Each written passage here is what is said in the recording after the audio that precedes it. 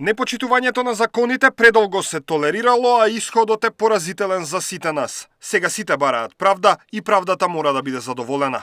Државниот јавен обвинител Љупчо Коцевски во интервју за Српска политика вели: државата во последните неколку години се соочи со многу трагични случаи, за кои освен директните причини за катастрофите, често постојат и дополнителни причини како непочитување на законите и системска корупција. Коцевски уверува, истрагата ќе биде брза и ефективна. Ќе биде соопфатна и ќе го опфати секој за кого ќе најдеме докази дека направил какво било кривично дело и со тоа придонел за овие ужасни последици. Ќе одговараат и тие кои со непостапувањето и неисполнувањето на службените должности носат дел од вината за катастрофата, вели Коцевски.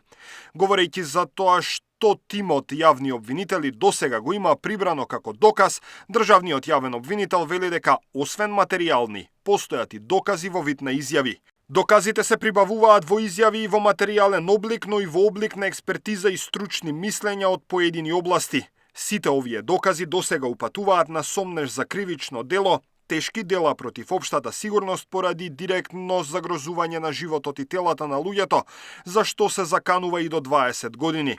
Исто така, ќе се испитува и давање и примање мито, незаконитости во набавка на пиротехника, како и неколку други кривични дела, вели Коцевски. Во предистражната постапка која ја води тимот од 9 јавни обвинители, засега осомничени се вкупно 26 лица, од кои тројца се во болница.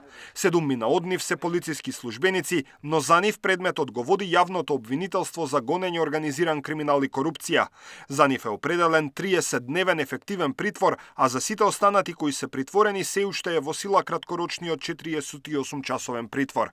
За 16 од нив, вториот краткорочен притвор завршува утре, пошто доколку јавното обвинителство се уште ги смета за осомничени, ќе мора да побара 30-дневен притвор. Даниел Василев, Сител телевизија.